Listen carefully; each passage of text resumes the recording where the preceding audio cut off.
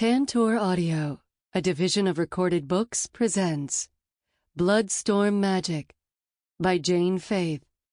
Narrated by Amy Landon. Chapter 1. My pulse tapped a swift tempo as I watched the archdemon hone in on me. The giant winged creature circled slowly overhead, but from my demon patrol training, I knew their behavior well enough to not be fooled by the lazy spiral the hellspawn traced. The interdimensional rip it had emerged from created a backdrop of neon blue magic. It almost looked like special effects in a movie, but this was no CGI wizardry. It was very real. I gripped the handle of my razor chain whip tightly, belatedly realizing I should have wrapped it with paper tape or something. A bit of sweat on the palm made it slippery. I was still getting used to the weapon after a rogue vamp had snapped my old charmed whip.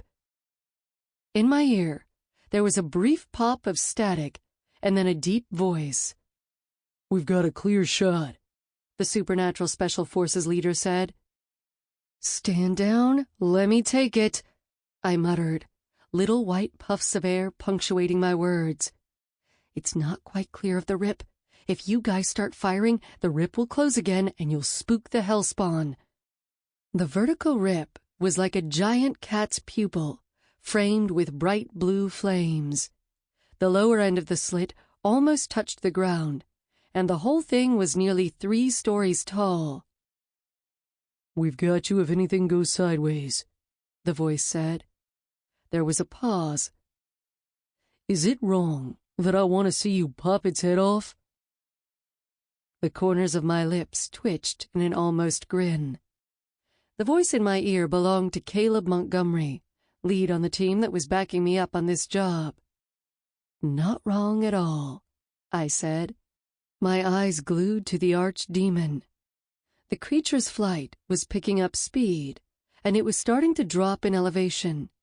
Specialists had been trying to close the rip for weeks after some high schoolers had come to this construction site with the bright idea of playing with magic they couldn't control. One of the kids had paid with his life when they'd opened the rip. His buddies were lucky they hadn't died too. The rip was intermittent, opening and closing at random. There'd been more casualties as specialists tried to seal the thing permanently. Rip sealing magic was fairly new, and only worked on smaller tears. If this rip were any bigger, it wouldn't be a candidate. My old partner Damien and I had won a contract to accomplish what others hadn't managed. Close the rip, kill any lingering demons, and reap the souls of the people who died on the site. Damien was gone, having taken Philip Zarella's offer of mage power. The change had altered Damien in terrible ways, and seemed to fuel his lifelong obsession with gaining his family's acceptance and approval. The final betrayal was when he took my brother Evan, who I'd been desperately searching for the past 5 years, and finally rescued from a vampire feeder den. But Evan's ill luck had continued, because he unfortunately held the key to permanently closing the rips. I still didn't know where Damien was hiding Evan, but I was using my necromancy to deploy minor demons as my spies. I'd commanded several of them and sent them to watch places I thought Damien might go. His hometown back east, a family home in the Hamptons, his loft here in downtown Boise. I'd also been in touch with the madman himself, Zarella, for help, and he was making use of his own resources to try to locate Evan. But so far, there was no sign of my brother. In the meantime, I'd run out of money. That was why I was standing under a giant rip with the aim of beheading an archdemon. Before Damien's change, he and I had set up a freelance magical services company, Perfect Circle Supernatural Services. Part of me felt dirty continuing a venture that had any connection to Damien. But my bank account balance remained coldly unsympathetic to my conflicted feelings, and when the company won a couple of the contracts we'd bid on, I couldn't afford to turn down the jobs. The rip that towered over me had brought not only myself and an SSF team, but also a trio of mid-level 3 crafters, who would try to close the tear as soon as I took care of the archdemon. This particular rip had been troublesome because each time it opened, dangerous archdemons flew through. A special forces team would show up to kill the demon before it could possess a human, but the weapon blasts caused the rip to close up again before the magic specialists could permanently sew it closed. And then at some random time, the rip would appear again, releasing more archdemons and starting the cycle over again. I'd been hired for this job partly because I was impervious to demon possession. Plus, my time on demon patrol had given me ample knowledge of the creatures as well as credentials. I just had to kill the archdemon in a way that wouldn't cause the rip to disappear before the level 3 specialists could snuff it out for good. I'd recently amped up my magical ability to high 3. So far up on the magical aptitude scale, I registered at the maximum. Technically, I was more powerful than even the 3 magic experts here to close the rip, but I didn't have the knowledge or training to close rips. Such an increase in power, any increase at all actually, was supposed to be impossible.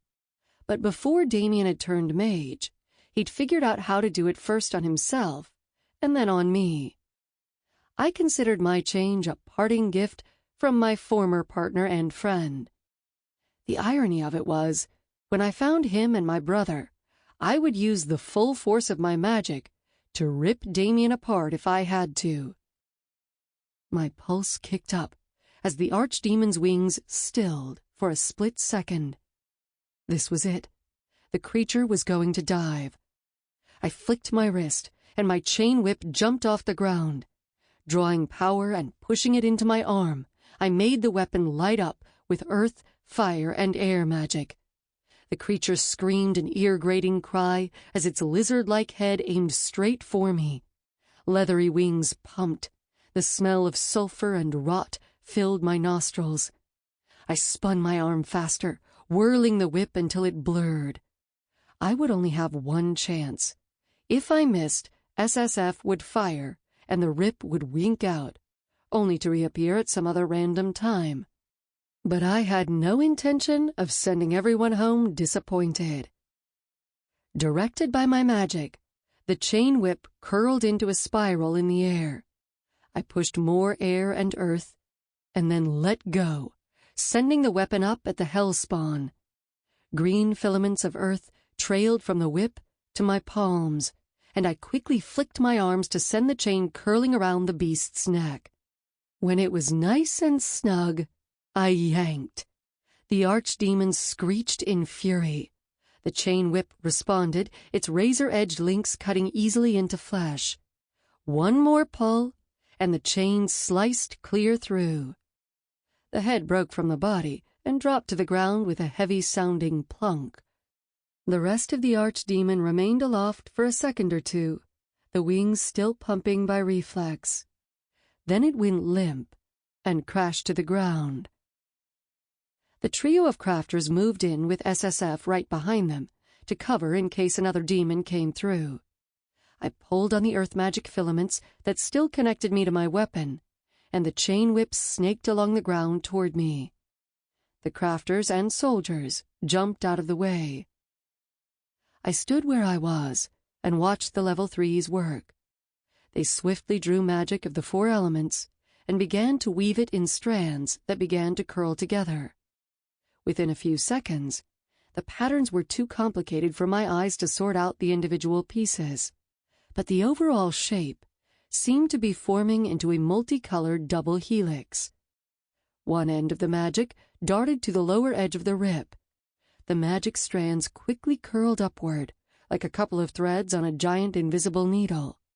It literally looked as if the helices were sewing the rip closed. It seemed to be working. Neon blue rip magic extinguished as soon as the level 3's creation swirled around it. Up and up, the double helix curled the edges of the rip together until it was gone. The whole thing took maybe 5 minutes. When it was done, everyone stood in awed silence for a few seconds. Then a few of the higher-ups who'd hung back began to applaud. A few of the SSF team men and women raised their arms, and some victorious shouts went up.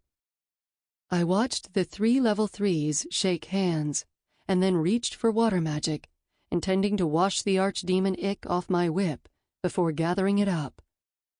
Water magic was my newest trick. It was the most difficult of the 4 elemental magics to command, and I still sucked at it, but I could draw enough for small tasks. I closed my eyes briefly to focus. Most beginning magic users devised a little trick to make initial contact with each of the elements.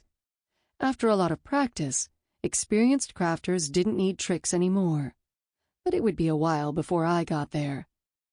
With water, I initiated contact with the element by sending my awareness to the moisture in the environment around me. Easy if I were near a lake or in a house with plumbing. Not as straightforward outside at a construction site, shivering in the freezing winter air.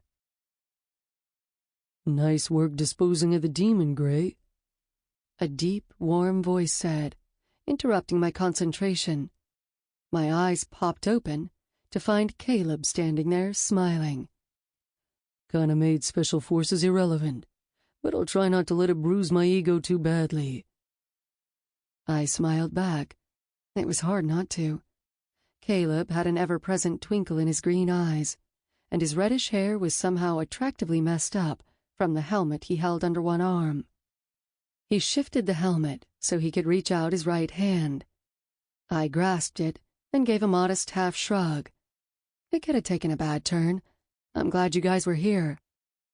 Caleb was new to the local Supernatural Special Forces division, having just moved to town about a month back. The division had been beefed up after my brother was taken from Rogan's house, only hours after we'd rescued Evan from a vampire feeder den. A huge, genetically modified demon had been used to facilitate the abduction, and the creature had possessed Rogan. The demon couldn't be exorcised, and it led to Rogan's death. The threat of new and more dangerous hellspawn had brought more firepower to the local Supernatural Forces team. Caleb and I had crossed paths 3 times before, twice on jobs and once when we'd randomly bumped into each other downtown. I let go of his hand, and he pointed over his shoulder with his thumb. Bunch of us are going to the pub, if you'd like to join. We figured since we're all going to be a little amped up for a while, we might as well close the place down. It was after midnight, and bars closed at 2. I appreciate the invite, but I've still got work to do on site, I said, keeping purposely vague about the task that remained. It was tempting to say I'd meet up with them later. I missed the camaraderie of my Demon Patrol co-workers, and it might have been nice to drink a couple of beers and shoot the shit with the Special Forces people. But I knew by the way Caleb looked at me that he wanted to ask me out, and I just wasn't ready. Rogan had been gone only a month, and his absence was still too fresh. Maybe next time, he asked. I nodded. Sure. The SSF team was loading up, and the Level 3 crafters were talking to Detective Barnes, the petite blonde lead detective from the Supernatural Crimes. She and another detective I'd come to know, Chris Lagatuda, were probably there to wrap up the investigation of the deaths that had occurred. Since Supernatural Crimes had hired me for this job, both detectives knew that part of my contract involved reaping the souls of the deceased. No one knew exactly why the souls hadn't already departed, but we all assumed it had something to do with the proximity of the intermittent rip. Since the adrenaline of taking out the archdemon was starting to wear off, my attention switched to the soft tickle that seemed to emanate from my bones. It was the sense of something waiting out there for me, the souls that wanted to be cut free. At the thought of reaping, I felt a vague stirring behind my sternum. An angel of death, named Zaphon, had permanently attached itself to me when I'd temporarily died on the job several months ago. For a while, it looked like the Reaper would be the end of me, as it chomped away at my soul so it could take over my body. But Philip Zarella, of all people, had provided the fix that kept Zaphon at bay. I couldn't get rid of the Reaper, but that was okay. We'd reached a sort of understanding. I was in charge, and Zophon was allowed to ride along. My Reaper gave me the ability to move between the world of the living and the in-between, the realm where Reapers roamed and souls of the deceased awaited release to the beyond. I watched the red taillights of the armored Supernatural Special Forces truck retreat down the dirt road, leading away from the construction site. Then I took a deep breath, faced the skeletal structure of the partially finished building, and let my awareness slip into the in-between. Chapter 2. The gray mist of the in-between drifted low around my legs, puffing and eddying when my movements disturbed it. There was no true night or day in this realm, only weak light and colorless tones. Not all objects carried over here, and there wasn't a whole lot of rhyme or reason to it. The partially constructed apartment development looked essentially the same in the in-between as it did in the realm of the living. But I noticed that the young trees the landscapers had planted before winter set in didn't exist here. Neither Barnes nor Lagatuda, who'd moved several yards away to stand near their supernatural crimes cruiser, were visible in Limbo Land either. The living never were. I let my Reaper come forth, giving in to the sense that drew us toward the still-tethered souls. One was a teenager, one of the kids who'd been fooling around with magic and accidentally opened the rip. The human part of me felt sadness that someone so young had lost his life. But the Reaper felt no emotion, only single-minded focus. That was the soul I was drawn to first. The boy had lost his life near the front left corner of the unfinished building. His soul appeared as a vacant-eyed, wispy specter that floated several feet above the ground, held like a helium balloon by a gossamer strand extending from 1 foot down to the spot where he died. As if by reflex, my right hand lifted with a preternaturally sudden movement. In the skeletal fingers, a short knife appeared. The blade's metal appeared dull in the faint, ethereal light of the in-between, but the edge was diamond-sharp. The filament holding the boy's soul in this realm pulled at me, almost hypnotizing me. When I drew near, the soul seemed to wake up, jerking and straining at the cord that held it. With a movement so swift it had to be the Reaper controlling it, the knife flicked out and severed the cord. The soul winked out, but not before a look of serenity crossed the boy's face. I turned and stalked to the next soul, this one belonging to an adult who'd perished on the 2nd floor. A swing of the blade, and another soul freed. The 3rd victim had died on the top floor, a witch, who'd reportedly come to try to collect some of the neon blue magic licking from the rip. It was illegal, and for good reason. The properties of rip magic weren't well understood, and it was obviously extremely dangerous to get that close to an interdimensional tear. My Reaper's blade severed the gossamer strand, and the woman's soul departed. The knife disappeared from my hand, and I turned to look out at the mist-shrouded view. Something different called to me, since the pull of the unreaped souls was gone. This realm had its own ley lines, veins of powerful magic that ran through the ground, and the sense of it pulsed through my veins.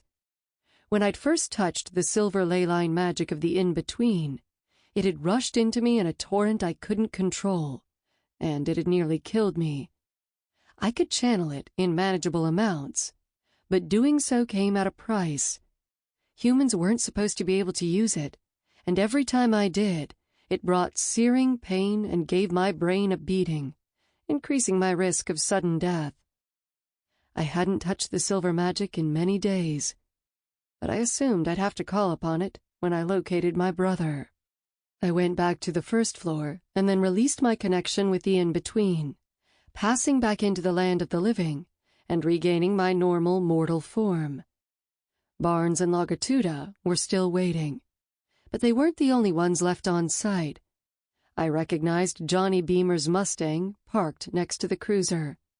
Ugh, running into an ex, always a great way to end the night. With a stifled sigh, I trudged away from the construction as he stepped out and slammed the driver door closed. I thought his gaze flicked my way, but he was too distant and it was too dark for me to read his expression. By the time I joined the detectives, Johnny had retrieved a black case from the trunk of his car. I knew it contained one of his gadgets. Though not a magic user himself, he had a slew of specialized equipment that could detect various supernatural phenomena. He was in high demand as a freelancer, and I supposed it was only a matter of time before we ran into each other on a job. Barnes stepped forward. "Everything go okay?" she asked. I nodded. 3 souls departed, the kid, a man, and a woman. She turned her head, her blonde ponytail swinging over her shoulder, to watch Johnny approach. "We'll just verify that the site is clear, and then you can go." Awesome. She'd called in my ex-boyfriend to check my work. I shoved my fists deep into my coat pockets. I knew his presence wasn't anything personal, but it was still annoying. Johnny and I hadn't split on friendly terms. "Hi, Ella," Johnny said, his voice low and tone chilly. His gaze skipped to me, and then beyond to the construction site. "Hello, Johnny." I managed to sound friendly, I thought, but his face remained hard. He wasn't really a bad guy. We just kind of sucked as a couple. He set his case on the ground, opened it, and removed a souped-up tablet that had extra little doohickeys and wires attached to it. Already focused on his task, he moved off toward the building. I turned to the detectives, my thoughts already jumping back to my meager bank balance. "I don't suppose you know of any more jobs I might be suited for, off the top of your head?" Lagatuda, a tall man dressed in one of his many nearly identical suits, gave me a faint smile of sympathy. He'd taken an interest in my best friend, Deb, who was pregnant, nearly divorced, and living with me in my tiny apartment, and knew that she and I were a bit financially challenged at the moment. "You know I don't have the authority to take you under contract," Barnes said. "You have to go through the formal application process." I resisted the temptation to roll my eyes. Did she always have to be such a hard ass? It was so incongruent with her appearance. She looked like a perky little former high school cheerleading captain, but maybe that was part of why she felt she had to act the way she did. "I do know that," I said patiently. "I was just wondering if you might have heard of anything coming through." "Let's get the paperwork on this one finished, and then we'll see," she said. She turned her attention to Johnny, and Lagatuda shot me a wide-eyed look of exasperation over her head. I pulled in my lips and bit down to keep from snorting a laugh. Maybe he was just taking my side because he had a crush on Deb. But either way, he was a lot easier to deal with than Barnes and probably my greatest ally at SC. While we waited for Johnny, I turned in to my necro senses. I've become much more skilled at commanding minor demons, the bat-like creatures that occasionally spilled through ribs. My necromancy gave me the ability to penetrate their minds, control them, and see through their eyes. Rogan had been able to control multiple archdemons at once, but I didn't yet have the skill to penetrate the mind of even one of them. Seemed to be the story of my life lately. Plenty of abilities, but not enough skill or experience to take full advantage of them. After Damien had stolen Evan, I'd sent minor demons out to scour the city, but had found no trace of my former partner or my brother. Setting up minor demons as lookouts was like expecting to identify a terrorist by monitoring only a handful of random security cameras, because I'd learned when Damien disappeared with Evan that the newly made mage had the ability to teleport. He literally could be anywhere at any time. But I'd had to do something, even if it was about as useful as screaming into the wind. My fingers twitched with impatience as I checked in with each of my demon minions. If any of them had spotted Damien, I would have known. But I couldn't help rotating my awareness around to each creature. It had almost become a nervous tic. I knew it was unlikely I'd find my brother on my own. That was why I'd had to turn to Philip Zarella, the powerful but psychotic necromancer who'd been in hiding ever since he'd faked his own death. Zarella had his own reasons for wanting to get Evan back, but I'd worry about that once we'd recovered my brother. Johnny finished his scan of the site and came back to where we stood. He gave me an approving nod. "The site is clear of unreaped souls," he said. "No trace of active RIP activity anymore either." "Fabulous," Barnes said. "We'll wrap this up on our end." "When can I expect payment?" I asked. She shot me an irritated look. "What, do you think I'm in charge of accounting, too?" I raised my palms, giving her an innocent, wide-eyed look. "Just asking." "Within 10 business days," Lagatuda supplied, taking pity on me. "Thank you." I gave him a pointedly sweet smile, and then turned my exaggerated pleasantness onto Barnes. "It was a pleasure doing business with you." I wheeled around and walked swiftly toward my truck, suddenly feeling drained. It sapped a lot of energy to have to suck up to someone like Barnes. In my pickup, I passed a hand over my tired eyes and then started the engine. Lulled by the heat blasting through the vents once the engine was finally warm, I went on autopilot as I drove toward home. It was late, and I wanted my bed. A few blocks from my apartment, my phone began vibrating and chirping insistently on the passenger seat. I picked it up, wondering who could be contacting me at that hour. When I saw the name on the message, my fatigue fled. It was the codename Philip Zarella used. That meant he had news about Damien. Chapter 3. Zarella contacted me using burner phones, so the number was never the same. But the name was one he'd picked, an unusual one so that I'd know it was him. "Meet me in your backyard when you arrive at home. Alois." A shiver skittered up my spine. Zarella himself wouldn't be waiting at my apartment. It would be one of the zombies he commanded. As a powerful and practiced necromancer, he could drive zombie minds and use them as his eyes, ears, and voice. This wouldn't be the first time I carried on a conversation with him, as he used one of his zombies as a ventriloquist dummy. But it wasn't something I'd ever be totally easy with. I steered through the streets of Boise's North End, a neighborhood of sought-after, pristine old homes, houses converted to businesses or apartments like my building, and a few ramshackle places that hadn't been kept up. As expected, the windows of my apartment were dark. It was way past Deb's bedtime. Hell, it was past my bedtime. So I parked at the curb, killed the engine, and went around to the back so I wouldn't disturb her. When I opened the gate, I spotted a too-still figure sitting in one of my deck chairs. Trying not to cringe, I closed the latch and approached the zombie. The area was saturated with the burnt sage smell of the strong magic that kept the rot at bay and covered the smell of a body that was animated, but not exactly alive anymore.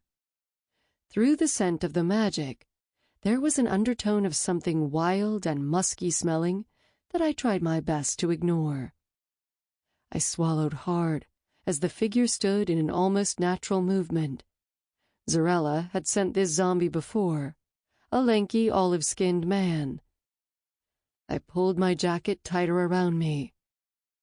The zombie's mouth opened. "Ella, so good to see you," he intoned. It was Zarella speaking through the creature's throat. The master necromancer was skilled, the movements of the jaw and mouth nearly smooth enough to be mistaken for a live human. "Alois," I said. I stood a few feet off, farther away than was socially acceptable in normal situations, but I wasn't concerned with offending Zarella, and the zombie sure as hell didn't care. "You have news?" There was faint scratching at the back door, and Loki, my hellhound labradoodle, let out a soft whine. I silently willed him to stay quiet. The last thing I needed was to alert my neighbors that there was a zombie in the yard. Victims of the Sample complete. Ready to continue?